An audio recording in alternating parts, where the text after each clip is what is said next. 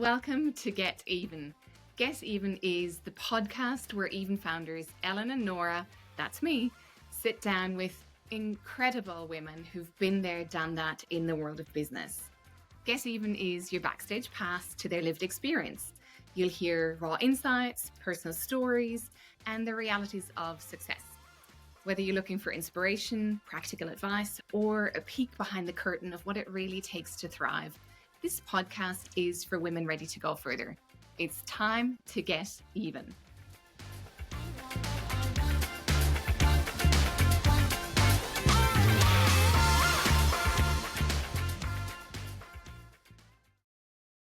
Today's guest is Dr Mofoluwaso Ilevbare, or fondly called Fofo.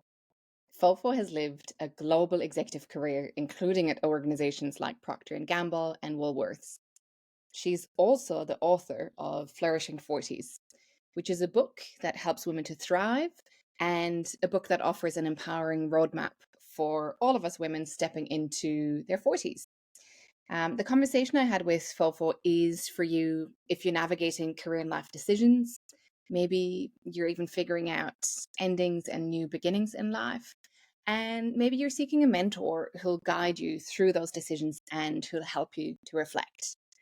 I hope you enjoy this conversation. Fofo, a very warm welcome to Even. Thank you so much, Nora. It's really wonderful to be here. And I love the work we're doing at Even and looking forward to the conversation. Thank you. So am I.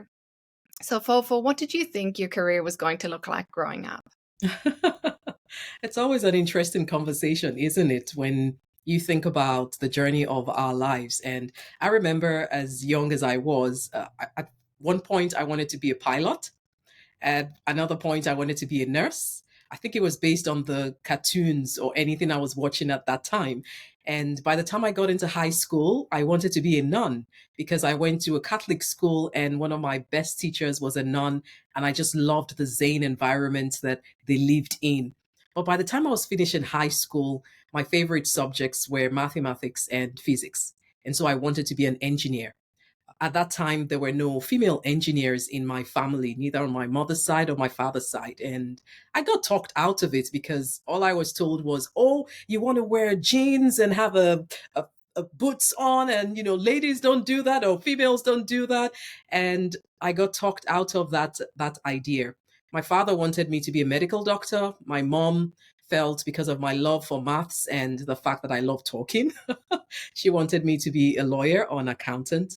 But for lawyers, as young as I was, I thought that they wear that cotton wig. I thought they wear it every day, and I didn't want to do that. Because of that, I said, no, I'm not going to study law.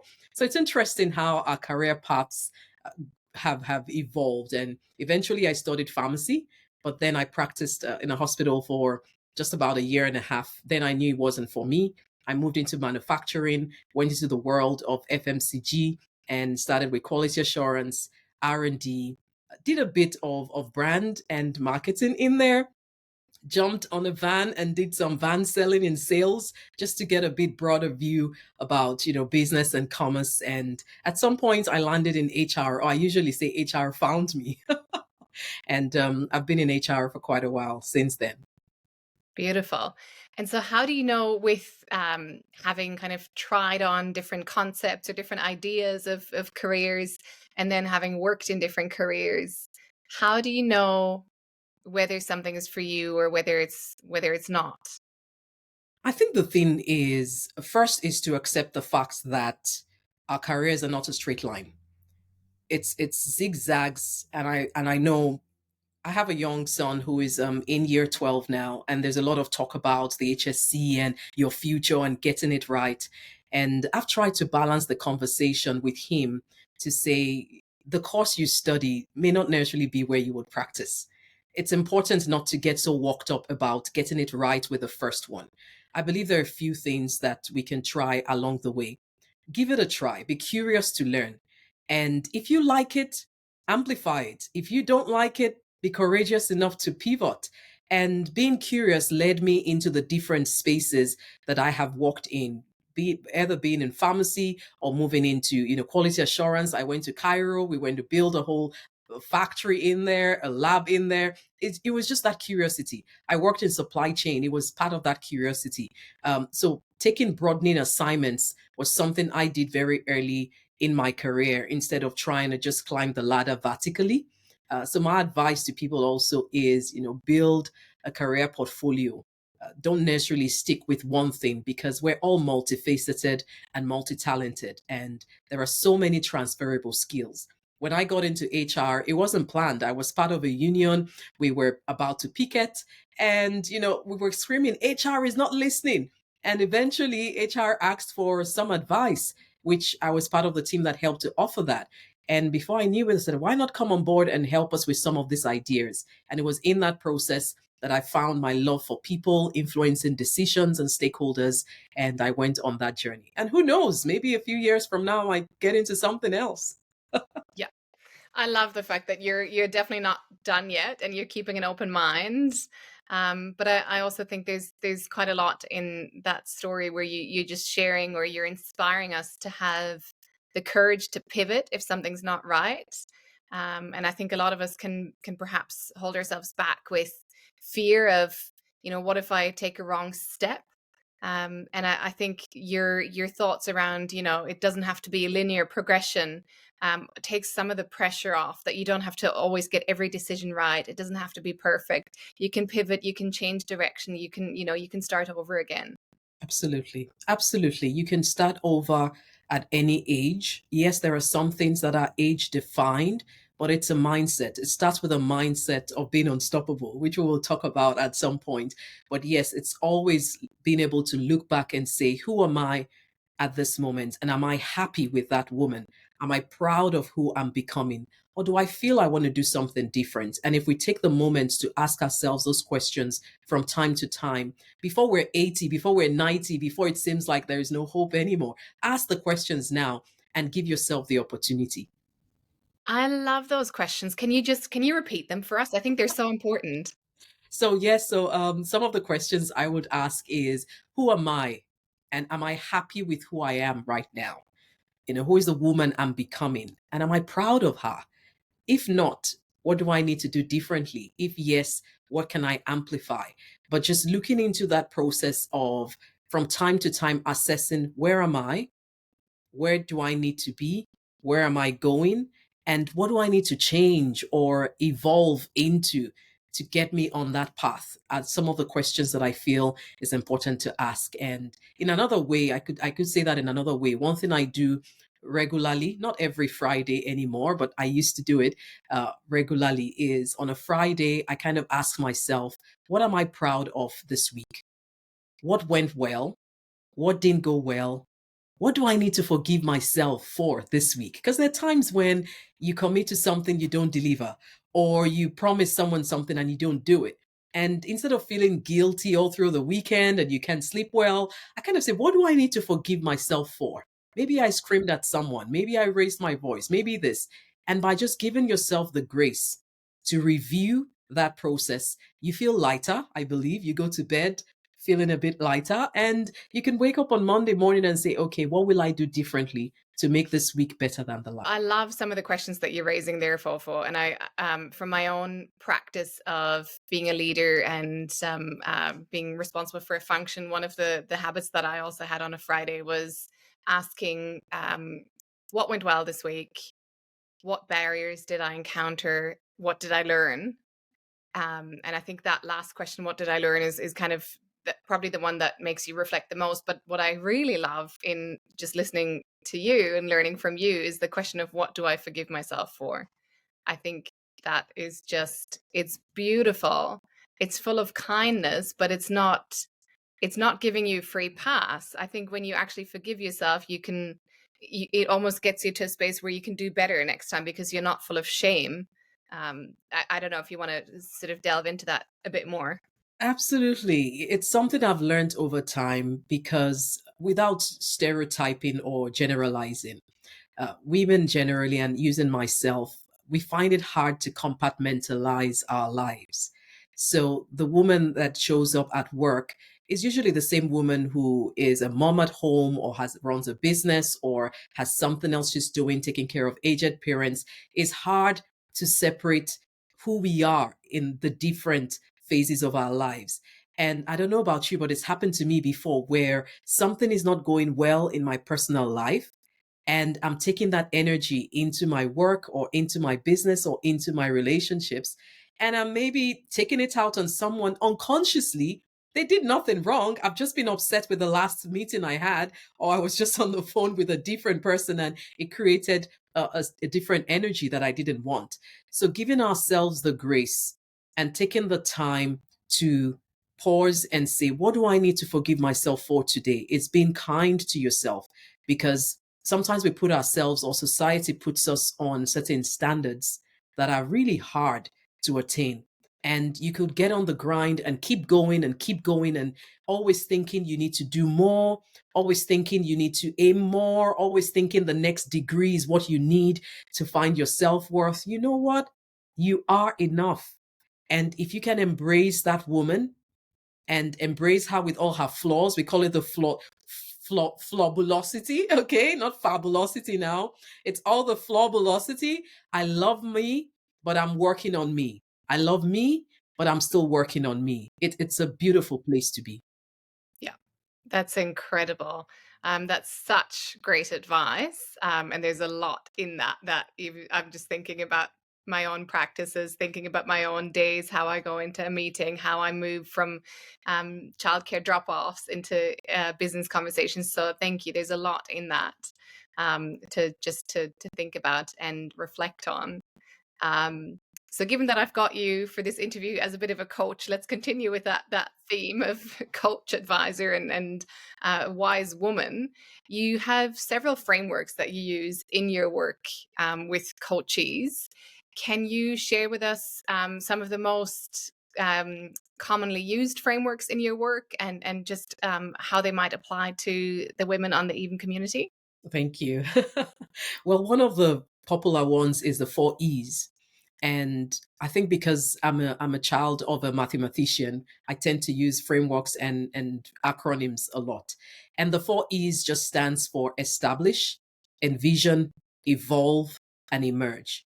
I believe that at any stage in time, if we want to be unstoppable or we want to reassess our lives, it's very important to establish where you are.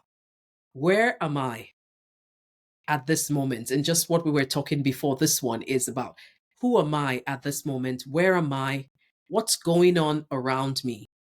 What do I like about me and what's not going well?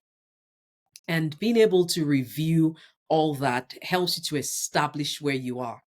If you don't know where you're at, it's hard to move to the next phase of envisioning. It's almost like a GPS. You know, the times when we put in an address and the car is driving, and at some point it gets to an unknown place and it starts rerouting. And for a moment, while it's trying to reroute itself, you probably don't even know what to do. Should I turn left? Should I turn right?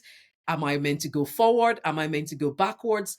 Until the GPS kind of establishes where it is, it's difficult to know which direction in which it should go. So, one of the key things is to establish where you are. Where am I right now? The second one will be to envision where you want to go. So, do I like where I am? Or is there something better that I'm looking for? Is there a better life? Is there a better career? Is there a better work life balance? Is there better relationships? What am I looking for? And how can I envision that? And I always say it, if you can't see it, you can't get it. We have to see it. There's something about the eyes. And for women, especially, we all know our eyes. We use them for shopping. We use them for everything. You know, my mom has, she has an eye language. She looks at you in a way, and you know exactly what she means with that look. We all have that. So as women envisioning, where is it that I want to go? We're very familiar with the red car syndrome, which is the moment I say I want to have a red car, all of a sudden, everywhere you go, in the mall, in the car park, in traffic, you start seeing the red car. Why? Because you set it in your mind and your eyes can see it and your hands can focus to make it come to pass. So if I think about it, establish where you are, envision where you want to go, and then start to evolve. If this is where I am and this is where I want to go, what's the difference? What is in that gap? And for me to move from here to here, What are my non negotiables? Because there's some things that are going well. So, what are my non negotiables? And then, what do I need to grow from? Or what do I need to graduate from, as we say? If I want to go from here to here, what is stopping me? Is it my mindset? Is it my knowledge? Is it the people around me? Is it how I'm prioritizing my time? Is it how I'm using my energy? What is it that I need to evolve into? So at the evolve stage, you're thinking about your non negotiables. You're thinking about what you need to graduate from. You're thinking about what you need to leave behind. And then what do I need to take on the journey? It's almost like you're going on a field trip and I want to move to the next phase. How do I make sure I've packed enough things to take with me? And it could be people, it could be learning, it could be new skills, it could be a new career, whatever that means to you. Think about that as you evolve. And then you go into the emergent stage, which is more about now that I know my truth, I want to leave this truth boldly. And I want to do that over and over again. And if you look at the establish, envision, evolve, and emerge, you can go back to it and repeat the cycle at any point in time in life again, because we all change. And as we evolve, something changes. So at any point in time when you're feeling stuck, either in your career or in life, just establish where you are, envision where you want to go, start to evolve, and then emerge. And you'll just find that it takes you from one level into another one. That's a really useful process. And I think one that would, I imagine, uncover a lot of rich insight, but also I think inspiration and concrete steps to emerge. And I'm just wondering, when you talk about truth, when you say you uncover your truth, what could a truth look like? Is a truth, is this like my calling? Is it is the truth I'm not in the right career? What kinds of truths have you seen emerge? Absolutely. And if I use myself as an example, there are many truths that can emerge. It's that moment of awakening that you have. So, one of my truths at some point in my career was the fact that confident women ask for help. I grew up in a home of girls, and my father raised us to not need help. Because, coming from my background, it's almost as if, boys were the ones who were stronger, who could do everything. So my father raised us in a way where we were independent women. We started running businesses at the age of 5 or 6. We were, having our own estates very early in our careers. And I grew up with that concept, feeling I didn't need anyone because I could do everything myself. But at some point, I realized that I can't do everything myself. So one of my truths was asking for help is not a sign of weakness. Confident women ask for help. And in my career, that's a truth that has played all through, even to the C-suite level, where I'm not afraid to ask for help. I can be vulnerable enough to say, I don't know the answer to that. What do you think about it? Another truth that I've come to establish is the fact that, balance is not static. When we talk about work-life balance, everyone wants the balance. We want the balance, but I picture it like riding a bicycle or driving a car. When you're riding a bicycle, when that bicycle is in balance, when you're riding a bicycle and the bicycle is in balance, it's not static.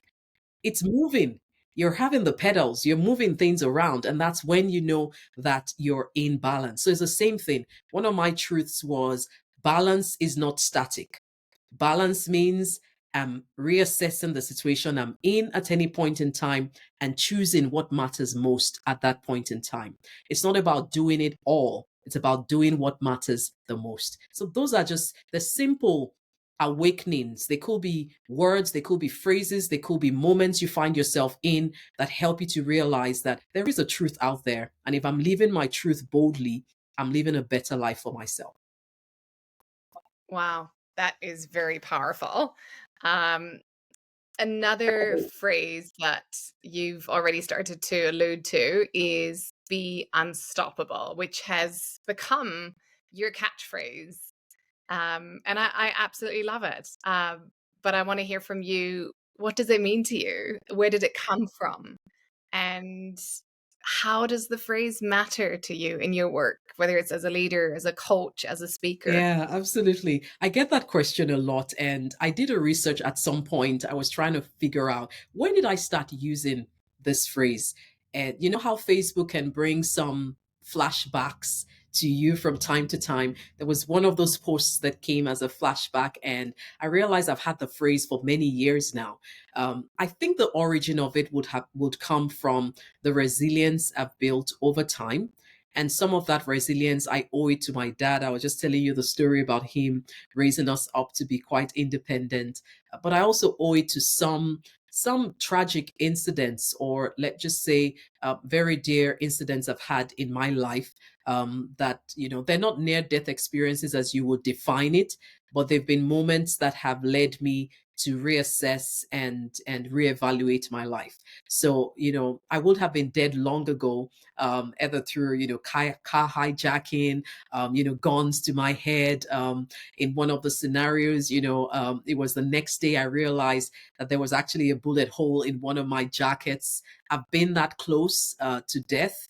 And the fact that I'm still alive, I believe, stirs that resilience to want to make a difference everywhere I am.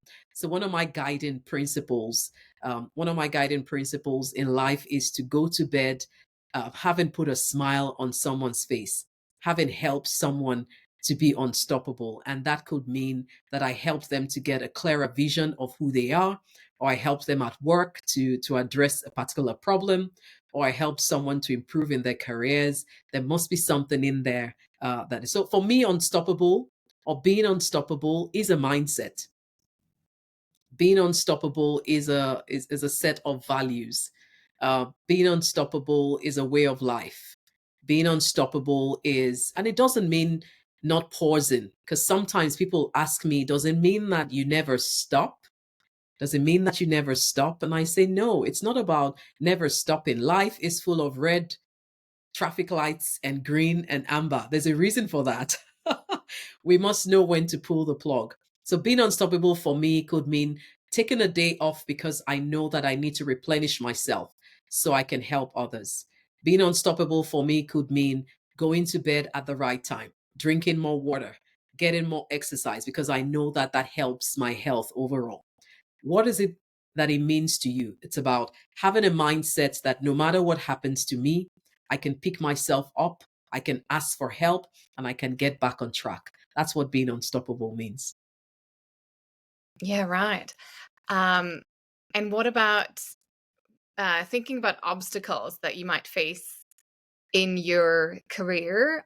So thinking about the women on the platform, let's say that they experience a setback, they experience the word no, or being turned down for a role, or just, the usual things that happen to us in the course of our careers. Um, how does the phrase be unstoppable? How does that help women when you need to pick yourself back up? Absolutely. I think the first thing, like I said, is understand your truth, establish where you are. So I want to be unstoppable, but right now there's something going on in my life. One of the biggest things we can do is raising our awareness. We call it the awareness, acceptance, and action framework. Awareness of something has shifted, something has changed. I think where we struggle sometimes is when life has changed or something has changed in our lives and we're not aware about it, or we're not accepting the issue. So, first is raise your awareness around something has shifted, either in your personal or professional life. What is that thing that has shifted? And based on that shift, what do I need to do differently? Or what does help look like differently? So I'm aware about it. I accept that there's something that has shifted, and then I can take an action.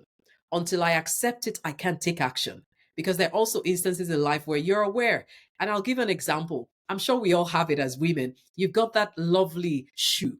Okay, you got a pair of shoe that every time you wear it, it gives you aches. Like you get some pain around the toenails, but you're gonna keep wearing it because it just goes with that beautiful red dress, and you're not ready to buy another one.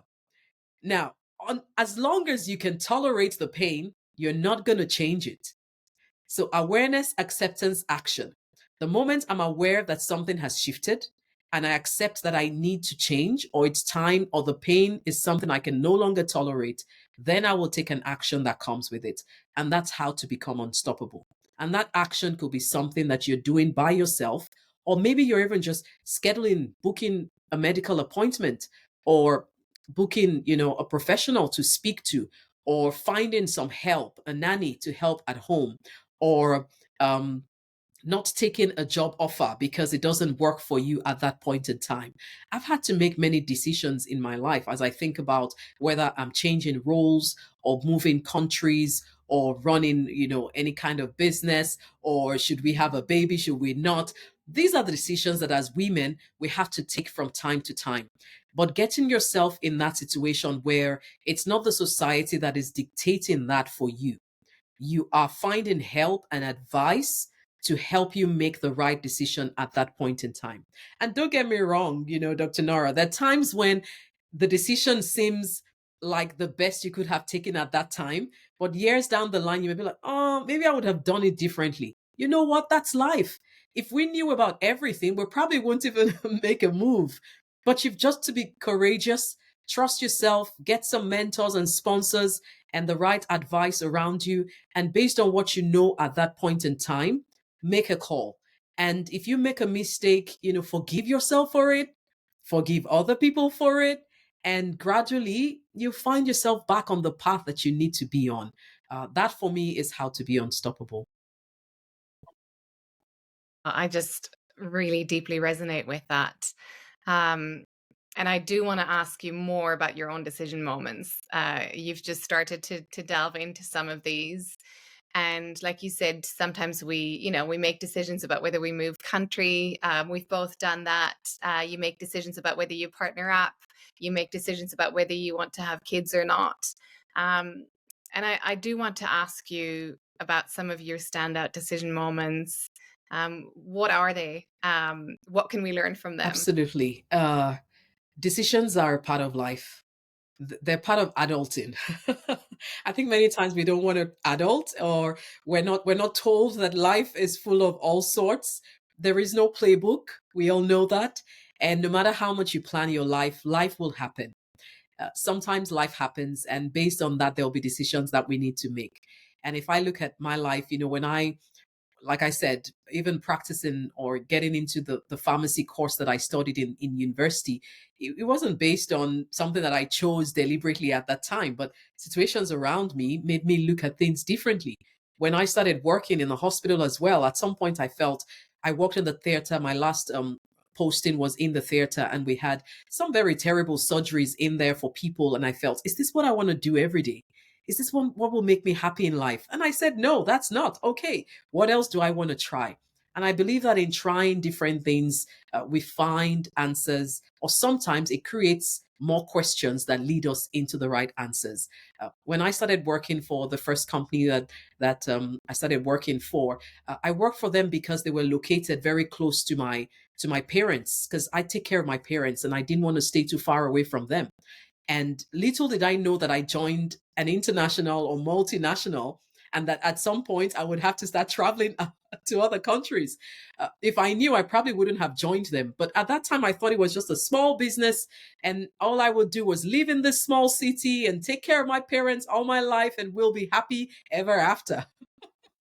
But it didn't happen that way. Before I knew it, my career took off and I had to move countries. There was a time when, in those days, we're talking, 15, 20 years ago, where we didn't have smartphones. We probably have had Skype at that time, but it wasn't like now where you can always FaceTime someone. So I had to make those decisions. There were some roles that I went for where I left my husband and a young child behind, and I would go home every Friday. I'll get on the British Airways every Friday and back to work again on Monday. And those were tough times. Those were tough. I remember a particular weekend where I couldn't make it back home because we were working on a project, and I got the call that my son was in hospital, had been hospitalized, was asking for his mom, and wasn't going to take any of the medicines or anything like that. And I'm telling you, the moment I heard that call, I looked at my boss. He said, "Get on the plane right now." Which I did. But and after he got well, you would probably think I wouldn't go back on the plane again. I did. I went back again to continue the project I was working on. That was a choice I made. It's not a choice everybody can make. And I think in the heat of things is in defining moments, choose what matters to you the most. get help around you and get advice. I had people around me, I think my career, mentors around me, even with changing roles. The roles were expatriate assignments. What made me go into them? It was all because I wanted to be a well rounded leader. And I wanted to know what was going on with every facet of the business, whether commercial, financial, marketing. And I explored, I asked questions. And in some cases, I had sponsors who said, I think you'll be good for this. And in some cases, I was the one who said, I think I'm the best person you can get to do this. So it's all about thinking through what matters to you. There definitely will be trade-offs in there. Don't go into it blindly, but don't stay on the edge of the cliff and not even try to jump off. Because what is life if at the end of it all you're like, oh, I wish I had tried. I look at myself, Nora, I look at myself now, and the number of countries I've been to, the places I've lived, a lot of my family members have never been to those places. And I myself, at this stage of my life, I may not even get a chance to go back there. But when I look back at some of the pictures, I look back at some of the memories, I can say, wow, I'm glad I took the jump then. Because now, with more yams in my bag, as I would call it, with more responsibilities, I can't just jump on a plane and go anywhere now. But then I could. So, life evolves. And if you're in a space where you don't have too many responsibilities at the moment, or you have a chance at the start of your career, please explore. Explore as much as possible. At some point, you will figure out where you need to settle, whether it's in career, whether it's in life, or it's in a particular role. But I would rather do that than get to 80 and say, oh, I wish I had taken that step. Yeah, I couldn't agree with you more. I mean, just there's so much in your story that I connect with, and I know the women on our platform will connect with as well. But it also brings me back to, some of the stories that you've just shared around the trade-offs that you've made. It brings me back to some of your earlier advice about balance and how there isn't perfection. Instead, it's always in motion. And I also remember some of those moments of, when you're away from family and then you do get that call of like somebody's sick, and that just like feeling so conflicted. But I think that's where it's so important, like you said, to have. So you had a very supportive boss at the time, you had support at home. It sounds like you've also had people to help you think through, can I do this? And you continue to do it. I think it's so important that those tricky times when you're making trade-offs, that you have a really good support network around you that encourages you and sees your Absolutely. potential. Absolutely. I would say it's very important. I learned very early one of the truths as well is you can't do life alone and you can't do your career alone. And it's not just for women, but women, especially since that's the platform we're on. You never really retire from being a woman or the responsibilities or the societal expectations. They're always there in every culture, in every country you go to, in every role you're in. There's something that it demands. So I always say, what are the 5 most important roles in your life? At any point in time, try to articulate 5, because I think beyond 5, we tend to lose more balance and focus. So, what are the 5 that are important to me? Is it being a wife? Is it being a mom? Is it being a CEO? Is it being a business owner? Is it being a content creator or traveler? What are those 5? And then that can help you in identifying your trade offs or your non negotiables, as I would say. What are the non negotiables? So, for example, even times when, I left my husband and a young kid behind every evening because we had Skype, I would do the bedtime stories and prayers every night. I never missed that, even though we were not in the same country. And at some point, when I could take my family with me, we made those decisions as well. I believe that as women, there'll be instances where having a supportive network will always be helpful, especially if you want to, really, accelerate your career, because there will always be a barrier at some point in time. And if you have those networks, it can support you. It could be a family network. It could be a partner or husband. It could be, I tell women, spend the money you earn to buy some happiness. Okay. Even till now, I was just in New Zealand for over a week. And because I was going to be away a few days before that, I took my kids out. We spent time together. Like I just poured into their emotional bank account. Because when I'm away, they can dip into that emotional bank account and leverage on that and remember the memories we had together. And I also made sure that because they like some particular kinds of foods, I stocked the fridge and the freezer. Okay, they didn't eat everything, but I do that because I want to come back and feel like they had balanced meals, they settled. So it's just about thinking through what does happiness mean to me? Where can I buy some of that? Where can I borrow some of that? And where can I build some of that? We use that for talents, but we can use that for our personal lives as well. Another example is many businesses have what we call a BCP. A BCP is your contingency plan. It's a business contingency plan, and many businesses have it. So if you think about just recently, some of the issues with either cyber issues or internet Wi-Fi things, many businesses could not transact businesses operations for the day because it took time to get some of those contingency plans. I always say for a woman as well, you must have a BCP for your career, a contingency plan, because let's be honest, we know the way of working it has changed. Okay, the days of relying on one job for 40 years or 50 years, that age is over. We're all evolving, and even companies are laying off very hardworking, talented people, not because they want to, but for business reasons or restructuring, they have to make some of those moves. So, what is your contingency plan? If tomorrow you lose your job, do you have a contingency plan? What are your transferable skills? And then that also translates to personal life as well. Like a contingency plan, there's a small placard we have on the refrigerator, right? If for any reason there is an emergency at home, my kids know who to call. If I'm not reachable, who is the next person? If that person is not reachable, who is the next person? Like some of those things can help us to find a bit of balance and rhythm into life, knowing that you still can calculate it all.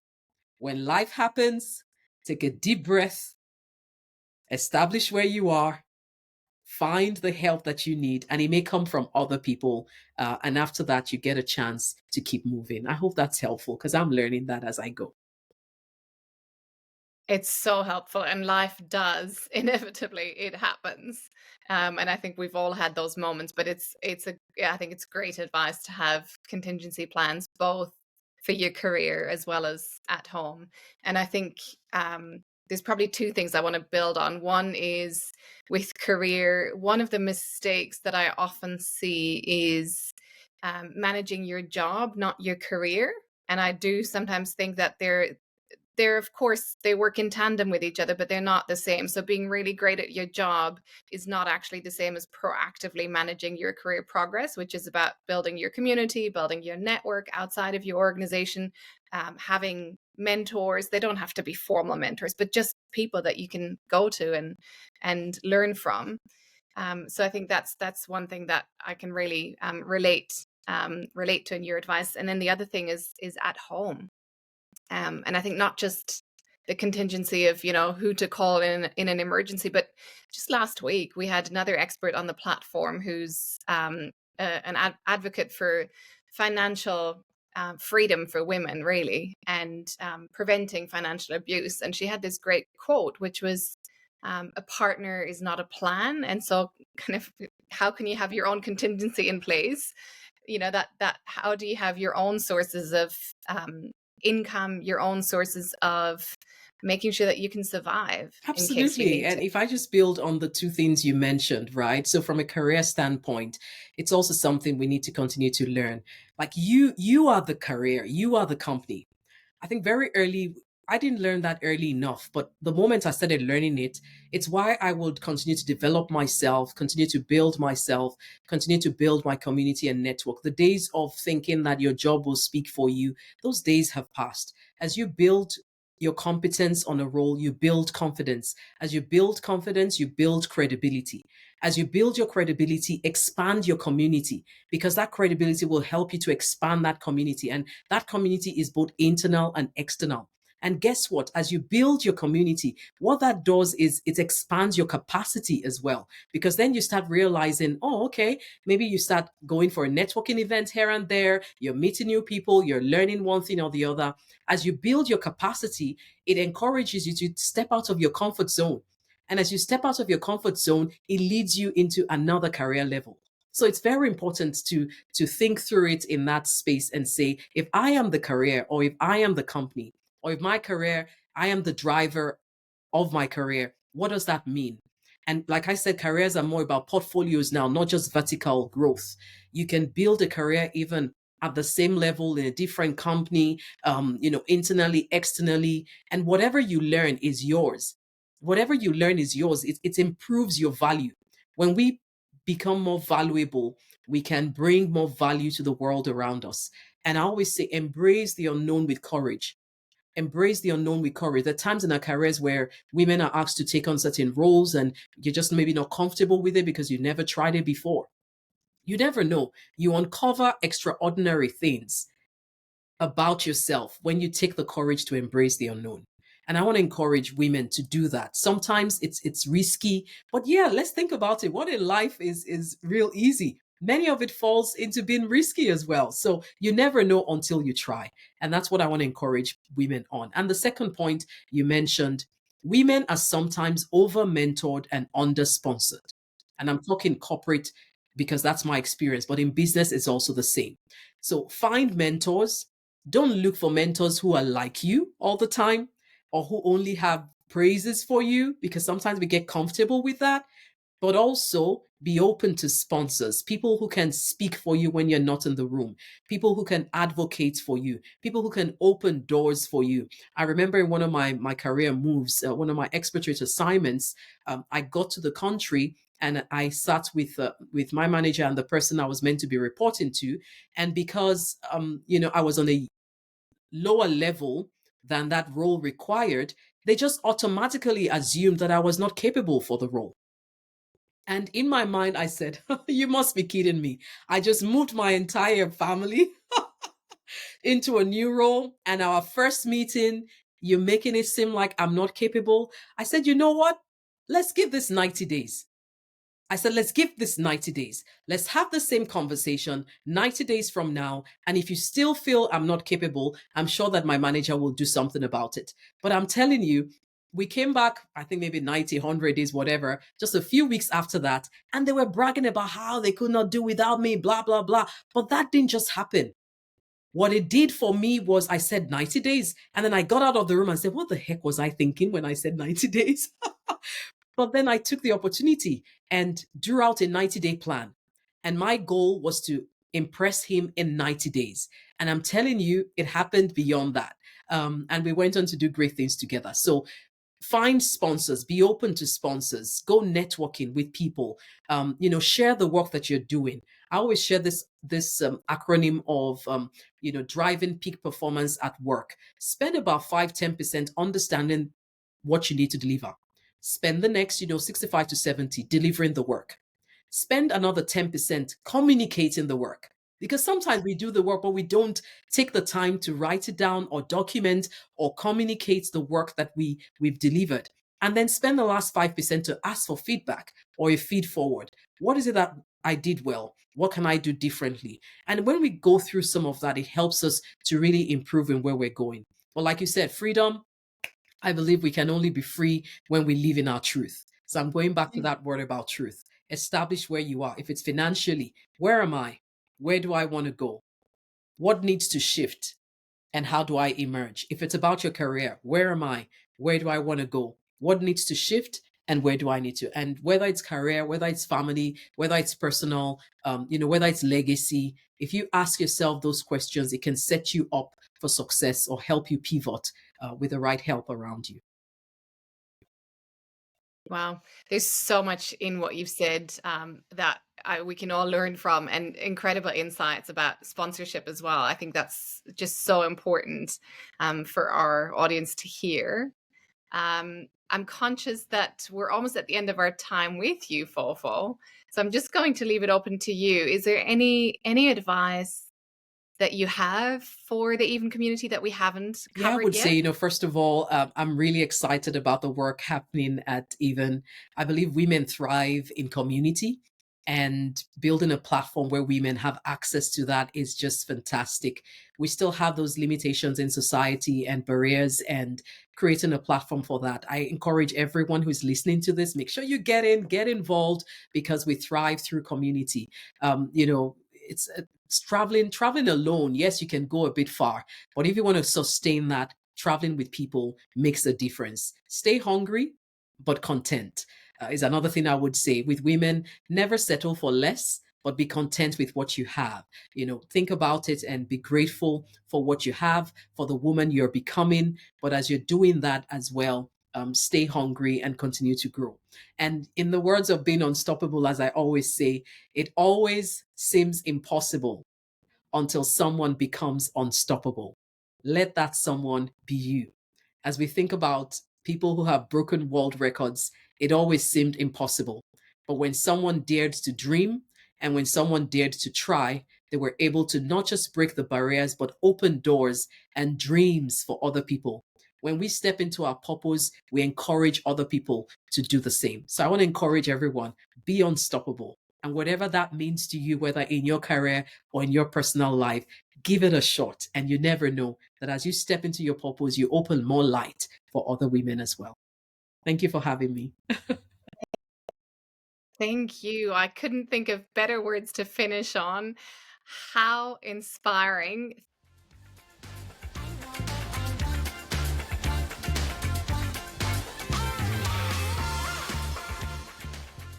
I'm Dr. Nora Kozlowski, co-founder of Even, where our mission is to accelerate women's economic potential. Check out even-careers.com to learn how we support women and business to get even.